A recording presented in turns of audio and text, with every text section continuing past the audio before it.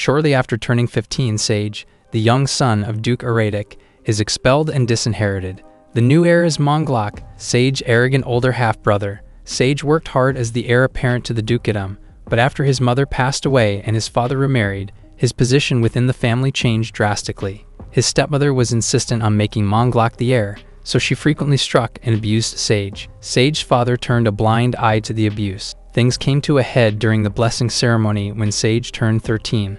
Monglok obtained two powerful skills, Blessing of the Sword God and Emperor's Sword. In contrast, Sage received the pitiful skill Blessing of the Goddess Amelia. This skill is often used to accomplish menial tasks like lighting a candle or serving water. Not even the priests were aware that a goddess like Amelia existed. Thus, with all these factors in mind, Sage's father finally expelled him from their household. Sage walked out of the room and met with his personal maid, Val. Val notices he has a smile on his face, which she finds strange considering that he was just disinherited. Val remarks that Sage's mother would be sad to hear what happened. Sage remarks that his mother would have given up. Now that his mother is dead, Sage expects Val to accompany him. He's correct. Val has already packed their things. Sage and Val depart, and their first destination is Sage's grandfather. His grandparents reside in the barony of Diego, famous for its iconic castle and tall walls. Val is physically affectionate with Sage, which angers their carriage driver. Why doesn't he have a chocolate maid? Sage checks his status once more. The goddess Amelia rules over creation. She is generally known as the goddess of creation, not by her name, Amelia. Thus, Amelia is known as the highest of the gods, and if the priests or Sage's father bothered to confirm the details, Sage would have certainly been named the heir instead. If Sage's stepmother found out that he had the blessing of the goddess of creation, she would most likely have him killed to ensure Monglok became duke. Sage wants to build up strength just in case that happens, which is why he decided to flee to his grandparents' territory. The truth is that Sage has no intent to become a nobleman, mainly because he has memories of two previous lives. In both of those lives, Sage was a sage. He's intent on succeeding where he could not. He wants to see the world and experience everything it has to offer. However, he currently lacks the strength to defend himself. Sage arrives at the home of his grandparents. The head butler, Roxwell, still recognizes his young master. He shows Sage into the mansion to meet his grandfather, India's Diego. India's jumps and tries to give Val a warm welcome. Val smacks the old man to the ground. Sage tries to tell India's that he's been expelled, but India's is more concerned of getting taste of the maid. Sage finds it hard to believe that this inappropriate old man is the head of the largest trading company in the country. India's wants a long conversation with him and Val. Sage's grandmother, Maria, encourages him to humor India's a little bit. It's been ages since he last visited after all. The four of them sit down a lounge, and Sage tells them what happened and what he plans to do. He wants to head to the capital to become an adventurer and to leverage his unique skill to work as a healer. His magic is lifestyle magic creation, which is different from the usual run-of-the-mill lifestyle magic used to serve tea. It is far more versatile, as it includes attack magic. However, when Sage reveals his intent to travel the world, India's refuses. If he goes far away, that means Val would too. Maria strikes her dear husband on the head. She encourages Sage to do as he wishes. Sage and Val head to the capital and visit Johnson, the owner of a real estate company under India's trading company. Sage wants a detached house with cheap rent. Johnson has an idea, but there's just a slight issue. Val chimes in and explains that this house is the property of the Manishes. Val's sudden appearance nearly scares Sage to death. Johnson and Val have known each other for a long time, and though neither wants to admit it, they're both good friends. Sage thinks about how old Val actually is, which she can sense by the look on his face. It's incredibly rude to think about that, so Sage pushes it to the back of his mind. However, just as Johnson was about to explain, the mansion up for sale was the home of the Manishes, who were brutally murdered 20 years ago. The house has been haunted ever since, and everyone who tried to cleanse it or demolish it mysteriously died a few days later. However, Sage expresses his intent to cleanse the spirit himself. Johnson, who is aware of the true nature of Sage's blessing, asks him if he'd be kind enough to. Val playfully teases Sage in front of Johnson, and Johnson yells at them to get out of his shop. Val has no regard for the time or place. Sage and Val visit the Manish's mansion, whose grounds and amenities are still remarkably well kept. Sage feels like they're robbing the real estate company by paying just 3 silver coins a month for such a lavish mansion. The agent remarks that there's a reason why it's so cheap. Sage can sense an ill omen emanating from the mansion. Every other nearby property has already been torn down. The agent has no idea what Sage will find inside. It's all up to him. Sage takes the key and opens the gate. The moment they step into the mansion grounds, they are met by an eerie pressure. Even Val, a renowned combat maid, is unsettled by it. Sage uses his creation magic to use enemy search, which allows him to see hostile targets in the area. He counts 7 entities inside the house, all of whom are evil spirits. Sage wants to confirm with the agent that they won't raise the price of rent if they somehow exorcise the spirits. The agent offers to show him a cheaper property in that case. Upon hearing this, Sage threatens to leave unless the agent agrees to 5 silver coins a month indefinitely. The agent relents. However, Sage also demands 5 gold coins as a reward for exorcising the spirits, reasoning that the ensuing property development of the surrounding area would allow them to recoup their losses. Sage gets the deal he wants. Sage and Val walk up to the mansion door and enter it for the first time. The interior is still pristine. Almost immediately, the door slams shut behind them. The wailing of a ghost starts threatening Sage, and Val steps forward to defend her young master. She repels all the energy bolts aimed at him, one by one. Val asks Sage if he has a plan. Sage replies that it isn't much of a plan. He cast Holy Barrier over a wide area, a spell he was able to use in his past life, but thanks to the blessing he received, it is at his disposal once more. The spirits in the area are slowly cleansed by Sage's barrier. This also lets him see what he's dealing with: 6 high ghosts and a single powerful leech. The leech spouts nasty curses at Sage, and it appears hopeless to try and reason with it. However, Sage appears to understand the leech, though it isn't apparent to Val. Eventually, Sage comes to understand the leech and what happened to him. Their cases aren't that far apart. The leech asks Sage to find his murderer and bring him to justice. However, this is easier said than done. Even though the leech claims to know what the murderer looked like, it's been over 20 years. Val suggests taming the spirit instead, if he doesn't want to waste time solving a 20-year-old murder case. Val senses that the spirits wouldn't be able to go to heaven anyway. Sage stretches out his hand and does as Val suggests. He tames the leech. The next day, a man named Derek knocks on Sage's door and informs him that breakfast is ready. Derek is Val's newest butler, as well as the leech he tamed the day before. He was the one who built Manish's mansion. Sage's tame spell has given Derek human form. Derek was originally a merchant whose servants killed him and his entire family 20 years ago. He still remembers all their names and faces. A young girl, Artemis, assists Val in setting the table.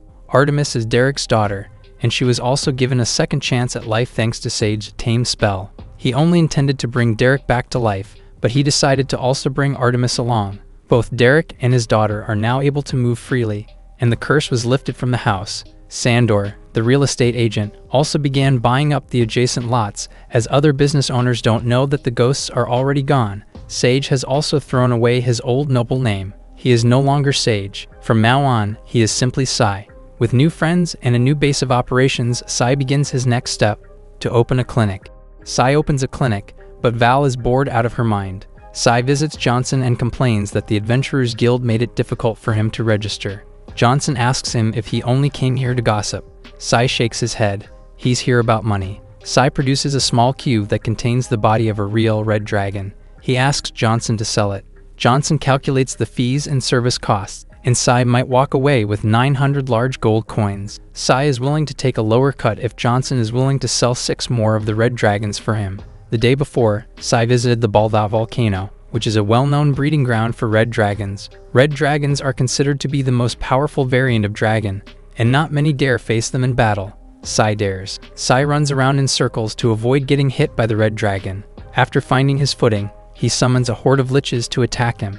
The liches start using life drain to slowly sap the dragon of its strength. Alone, the red dragon could have easily handled the liches, but against 5, it stands no chance. It tries to flee, but the lich's spectral chains anchor it to the ground. With the red dragon incapacitated, Sai imprisons it in a cube. Val suddenly hugs Sai from behind. He notices a red dragon slumping over a mountain in the distance. Val defeated it all on her own. Val gives Sai a little celebratory kiss and calls him a hero, though Sai believes she fits the bill more than he does. One of the liches taps Sai's shoulder and informs him that more dragons have arrived. Val feels that her alone time with Sai has been rudely interrupted.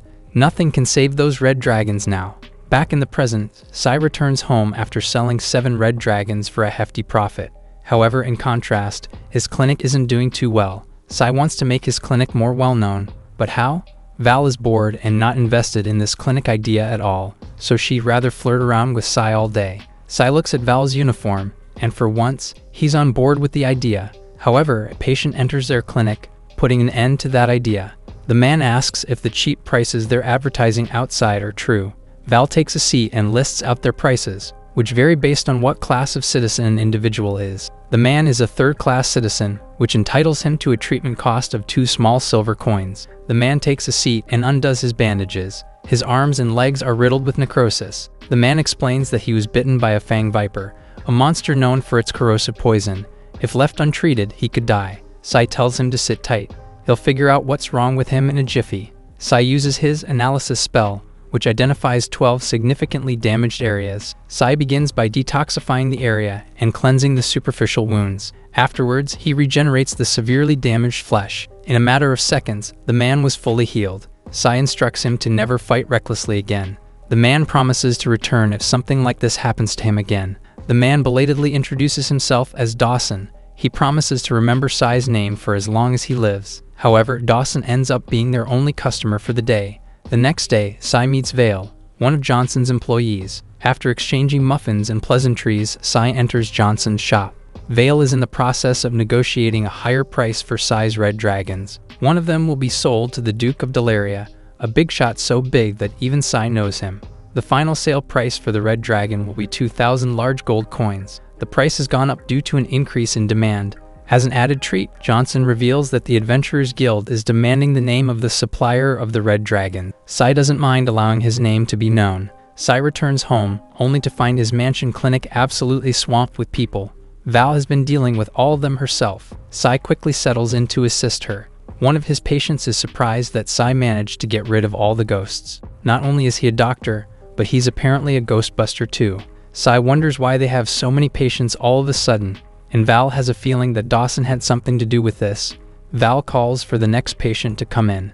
Val notices a few men outside the clinic. She heads outside to drive them off and comes right back. Sai asks her if something happened, and she replies that she was just dealing with some trash. The afternoon passes by, leaving Sai and Val exhausted from all the patients they had to deal with. However, the men who Val drove away earlier return. The men march right up to Sai, but they are visibly scared of Val. Val throws a dagger right past their leader's head, reinforcing their fear of her. Sai asks them who they are and what they want from him. The leader, Durnan, meekly answers that he's the head of security for the Adventurers Guild. He explains that Sai is under suspicion of breaking guild rules, so he must accompany them. With this in mind, Sai asks Sordelik to cancel dinner. Durnan and his men didn't even notice him there. However, Sai insists that Val come along with him. Wherever he goes, she goes. The pair head to the Adventurers Guild, where they come face to face with Herma, the guildmaster. Sai and Val introduce themselves. Herma seems to find Val's name familiar. Before she can say a word, Rosie, the head of the purchasing department, accuses Sai of violating the guild constitution. It is the rule to bring monster materials back to the guild. Sai knew that. He read about it when he signed up. Sai's act of bringing the red dragon to Johnson's shop is a clear violation of these rules. Sai explains that he knew full well what he was doing when he went to Johnson's shop first. Rosie considers this an admission of guilt. Rosie orders Durnan to capture Sai at once, despite Herma's request to hear Sai out. However, Val's immense bloodlust keeps Durnan and his men at bay. Sai tells Val to keep it down. Val wants to do all sorts of things that would result in Durnan's death, but Sai compels her to stay put.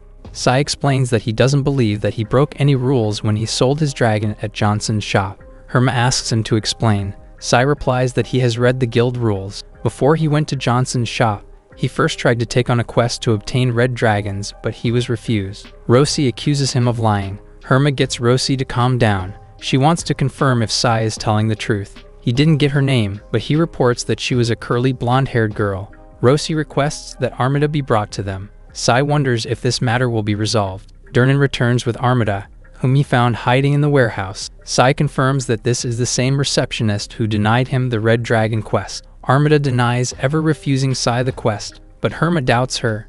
Rosie urges her to have more faith in their employees. Val suddenly claps her hands. She has an idea. She retrieves a small Krista, which contains images of when Sai signed up as an adventurer. The crystal shows a recording of Sai registering at the guild, with Armida making sure all his paperwork is in order. She also instructs him to read the guild rulebook. She hands him his new guild card after everything is processed. Sai immediately requests to take on a quest to gather red dragons, but she deems Sai unfit to take it on. Armida warns Sai that if he takes on the quest and fails, he'll be forced to pay a penalty of 100 gold coins. Sai doesn't mind paying the penalty, but Armida refuses to assign it to him, even though there are no restrictions preventing him otherwise. Sai accepts that Armida refuses to give him the quest, and Armida is happy that he finally understands. The crystal shuts down, and now everyone is caught up to speed. Herma orders that Armida be brought into custody. Rosie stands in Durnan's way. She admits that she was the one who instructed Armida to hide in the warehouse and lie,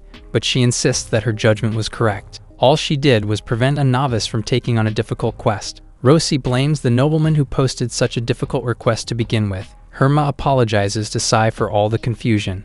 She promises that a full investigation will be conducted. Sai accepts the apology for now. He leaves, so he can finally eat. Val asks him if he's satisfied with this, and Sai replies that he's just happy to get the apology he deserves. All that he needs now is a good bargaining chip.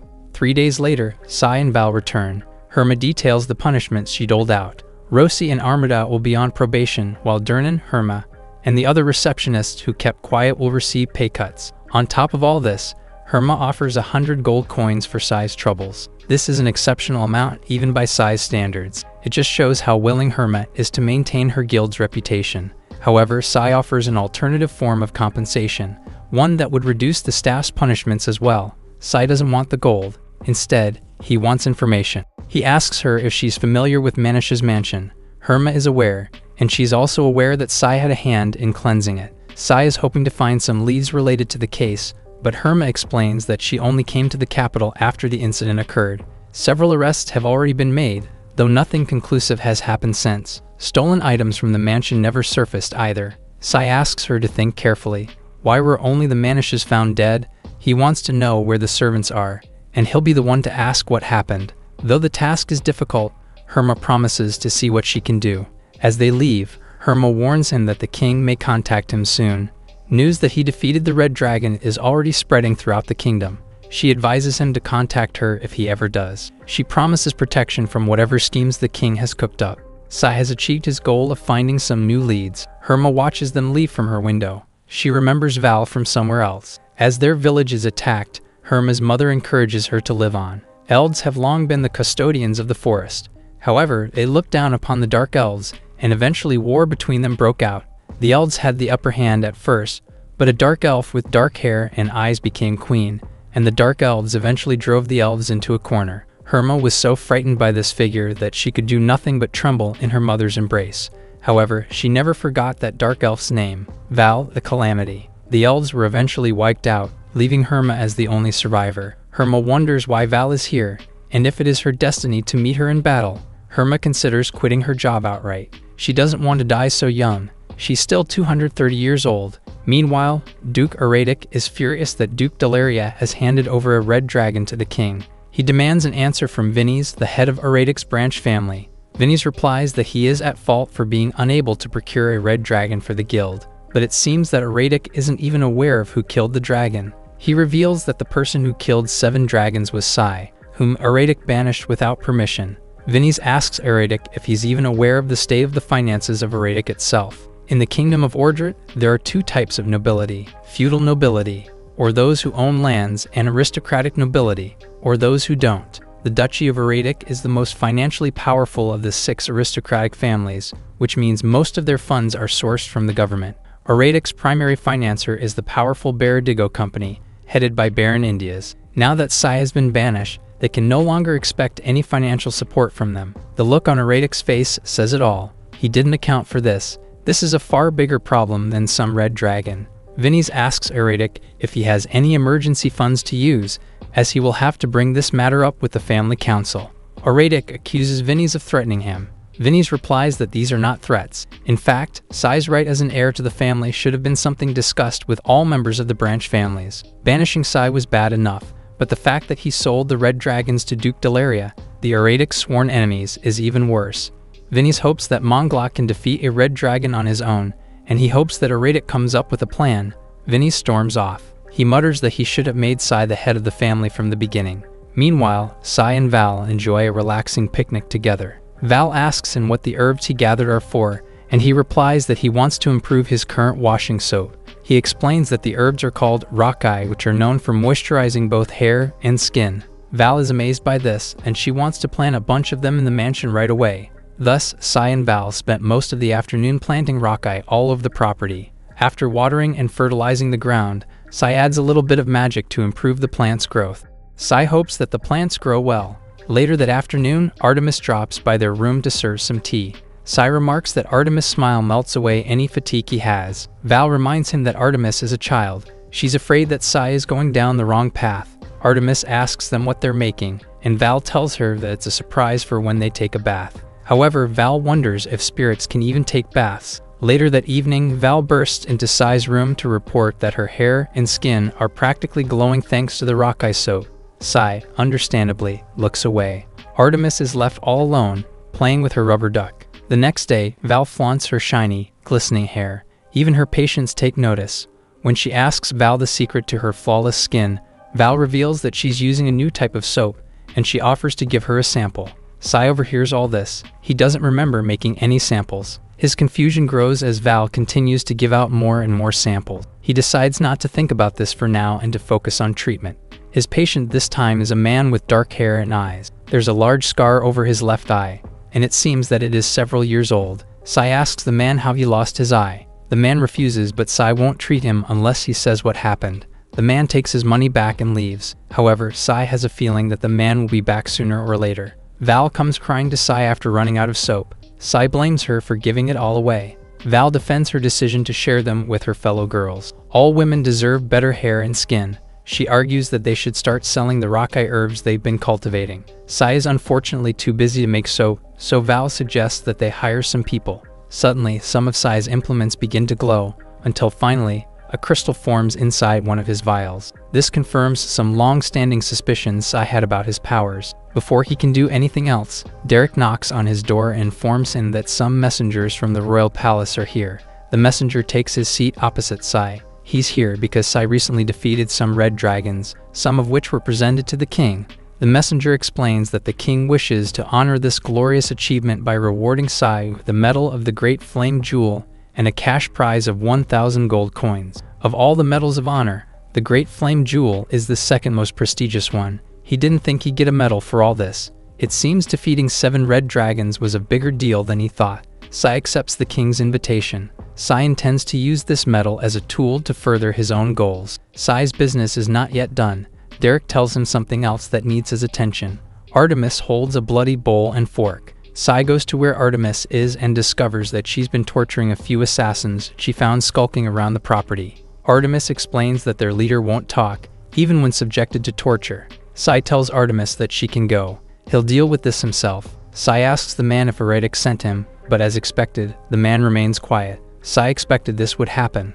The news that he defeated the Red Dragon must have prompted his father to finally try and get rid of him for good. However, even if assassins manage to slip by Artemis and Derek, Sai always has Val by his side. The man remains silent, so Sai uses appraisal magic to uncover the man's name and affiliation. He is Jules of the Crows of the Dark Knight. Jules laughs. Sai only knows his name. Sai then proceeds to dox him and spit out his entire life story. He also discovers that he was the one who assassinated Count Bacchus, one of his family's associates. Jules asks who he is, and Sai replies that he's a simple healer. He thanks Jules for his unwilling cooperation. Thanks to him, he knows that the Crows have 5 bases in the capital. He simply needs to go to each of them and find out who their client is. Sai remarks that he might destroy the guild while he's at it. If Jules had just told him who the client was from the get-go, he wouldn't have resorted to this. Jules is confident that the Crows won't be defeated so easily. Sai decides to use Jules as a test subject for his less-than-legal research. Sai grabs Jules by the throat. Later, Sai heads into the capital to hunt down the Crow Guild. His first target is Boram, one of the guild's leaders. Val is surprised that assassins can walk around in broad daylight like this. Sai instructs her to enter from the rear. Val knows that Sai will be fine without her, but she advises him to be careful regardless. Val leaps down from the roof and eliminates a few assassins standing guard. Afterwards, it's Sai's turn. He jumps down and attacks one of the groups of assassins, but he's spotted almost immediately. He avoids their daggers and finds an opening to use a stone that absorbs their life force, which kills them in a matter of seconds. Sai has successfully created a sage stone, something alchemists and mages have tried to create for centuries. The best part is that it didn't cost him an arm or a leg. However, he isn't satisfied with this. Sai kicks down the door to the crow's base, right in time to find them in the middle of a game of poker. Sai uses the Sage Stone to absorb the men's vitality. This stone is the secret to immortality and is highly sought after by everyone. He'd certainly go down in history if word got out that he made it. Sai and Val come across two sets of staircases. Val goes up, and Sai heads down.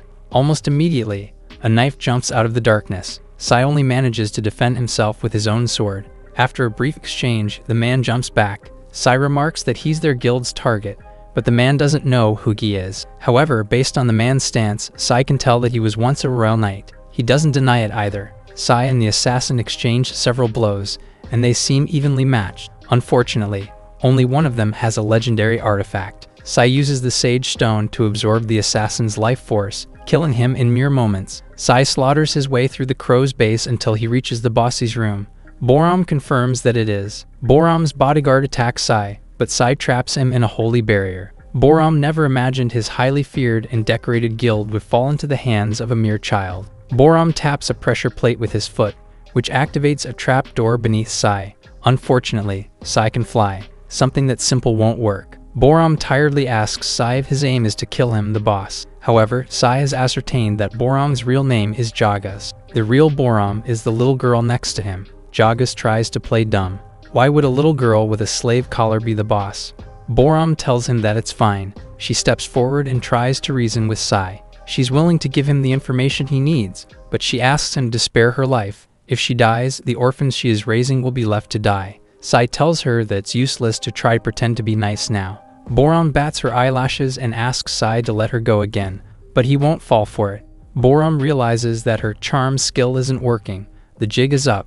Boram falls back. Sai's divine protection shielded him from her charm magic. Sai uses his Sage Stone to absorb their vitality, prompting Jagas to shield Boram from it. Jagas can't believe that Sai seems to be invulnerable. After mere seconds, Sai succumbs to the Sage Stone's effects. Boram is horrified to watch her faithful subordinate die. Sai compliments Boram's loyalty. Out of respect, he offers Boram a choice. She can become his subordinate, or she can die. Despite her other subordinates' insistence that he can still fight, Boram decides to take the deal. She'll become Sai's underling. Sai warns that he'll give her a fate worse than death if she ever betrays him. To finalize the deal, Sai uses a contract spell. Val catches up to Sai just in time to find him collecting another girl for his collection. Boram, the big boss of the crows, happens to be a dwarf. She's far older than Sai is. As agreed, Boram surrenders all information she has about the client who tried to kill Sai. All of the crow's assassin groups have also been dismantled.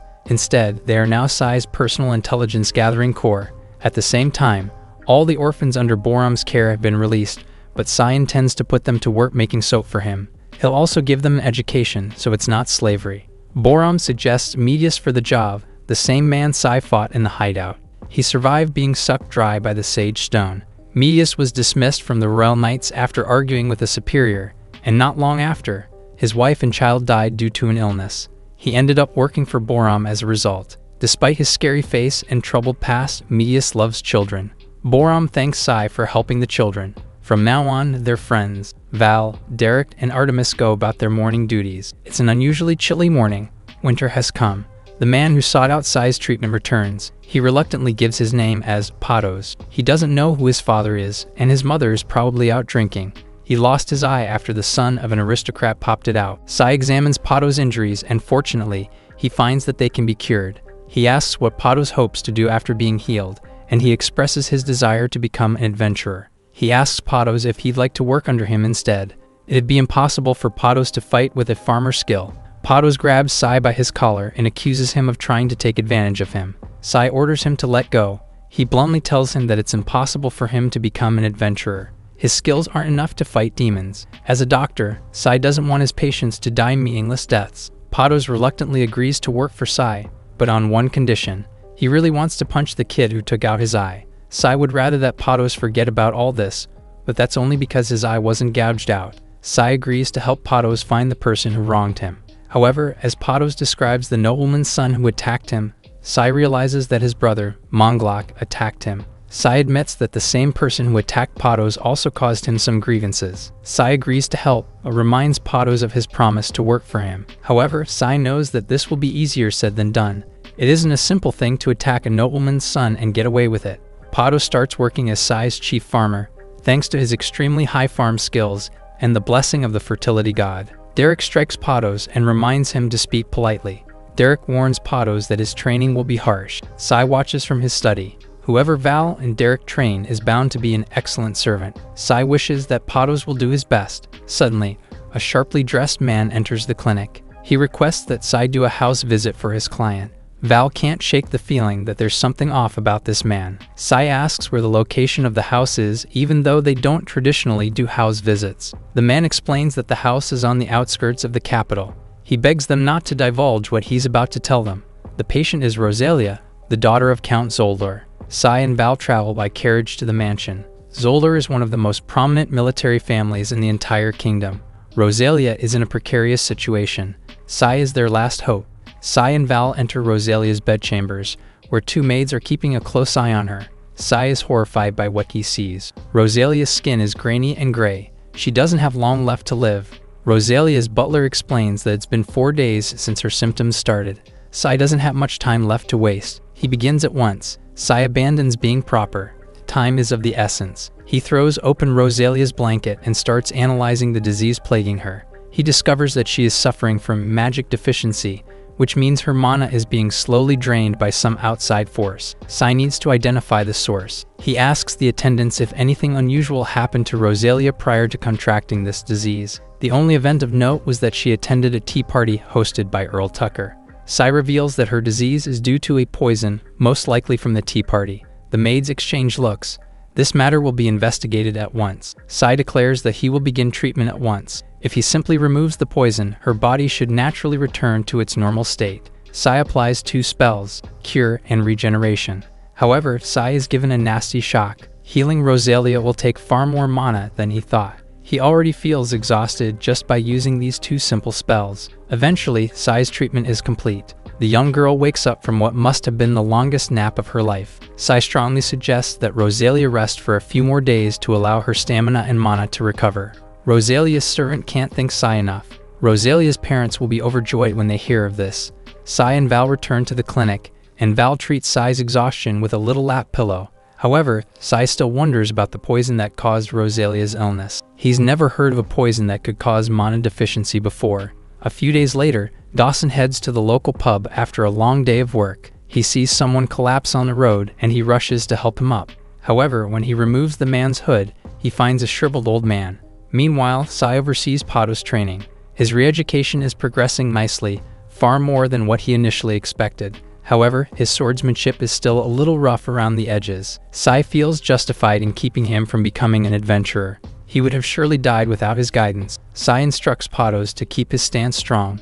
Mongolok possesses the Sword Emperor skill. It'll take a whole lot of training and a little bit of luck for Patos to beat him in a match. Sai is eager to see what will happen when the two of them clash. Dawson suddenly rushes into their courtyard with some urgent matter. While trying to catch his breath, he tells Sai that dozens of people in the Commoner district have collapsed. Dawson leads Sai and Val to the alleyways, where he left the old man. Several others are resting nearby. The old man has a bluish dark face, as though a squid covered him in ink. This is dark face disease. The official name of the disease is Lloyd-Love-Prasen.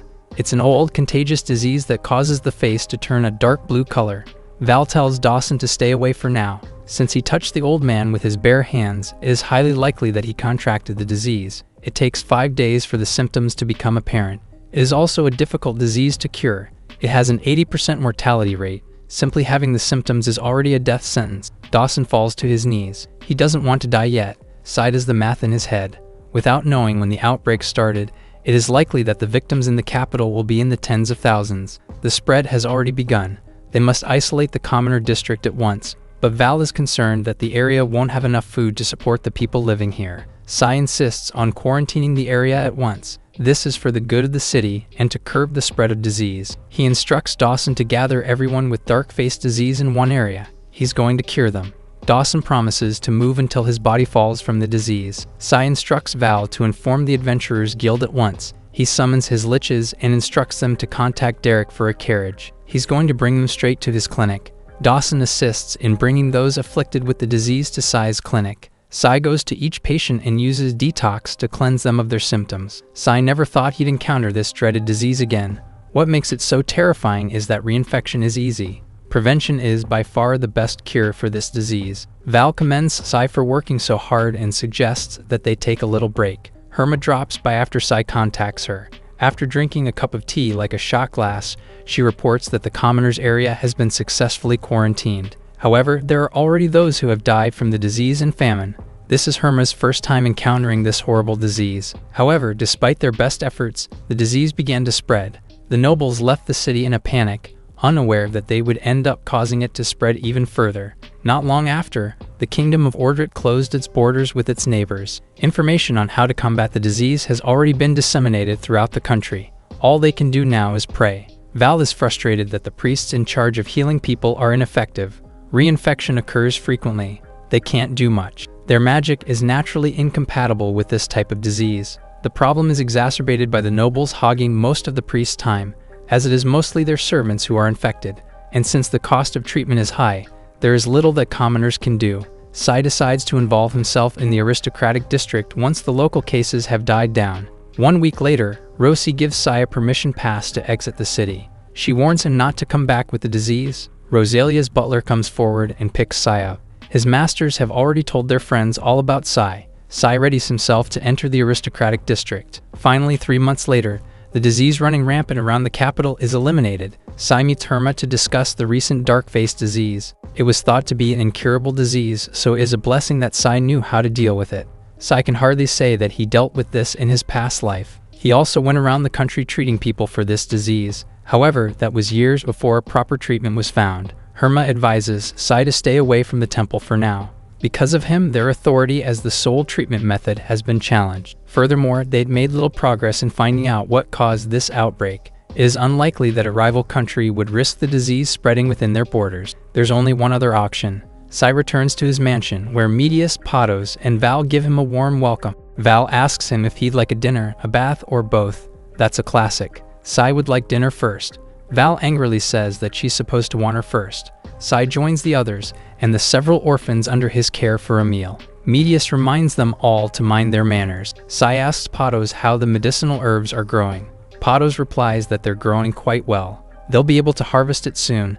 Sai is impressed that Patos' manners have improved this much. Derek's training seems a bit too effective. Sai muses that with everyone here, the mansion seems livelier than ever. Derek enters Sai's study with some signatures related to their sale of soap. Due to pressure from the local ladies and housewives, Sai was forced to start selling his soap to the public. Thanks to the orphans under his care, he's been able to mass-produce them without much trouble. Sai considers buying an empty lot from Sandor so he can construct a proper rocket herb field and factory. It's a good idea to consolidate his soap production.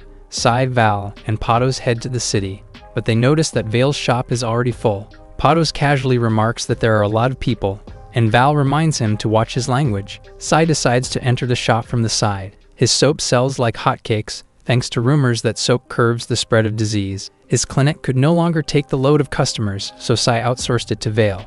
As they enter through the other entrance, they greet Vale's daughter, Rose. Val jealously latches onto Sai, so he appeases her too. Vale's wife, Usha, rushes out to greet them. She remarks that his soap hasn't waned in popularity at all. Apparently, it's become so popular that it is often stolen at public baths. It's almost hard for production to keep up. Sai's soap empire is just getting started, thanks to everyone's help. One afternoon, Boram suddenly thanks Sai for all his help. The children are happy. They yearn for the soap factories. She wonders if they'll grow up to be farmers or craftsmen. The possibilities are endless. Sai thanks them all. With how stable things have gotten, Sai wonders if his dream can finally come true. A journey to the end of the world. Sai is all dressed up. He's about to attend the Fulham Awards ceremony, which was postponed due to the pandemic. Val asks him if he's feeling nervous. Sai smiles. It's been ages since he returned to the capital. He hears something loud coming from outside. Durnan reports that a cart up ahead has toppled. As he jumps down to investigate, Sai hears a loud commotion coming from outside. Bandits in broad daylight. It's an audacious attack. Their coachman has already died from the initial attack. Val steps out to investigate.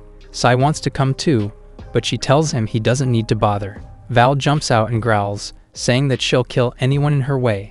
Sai decides to step out anyway. He checks on the coachman and finds him dead. Fortunately, Durnan is still alive. As he treats the man's injuries, royal guards arrive on the scene. The bandits who attack Sai flee. Sai is initially happy to see them, but the guards all point their weapons at him. They accuse him of trying to use magic to kill an imperial guard. Sai tries to explain that this is all a misunderstanding and that they're expected at the award ceremony, but the guards refuse to listen.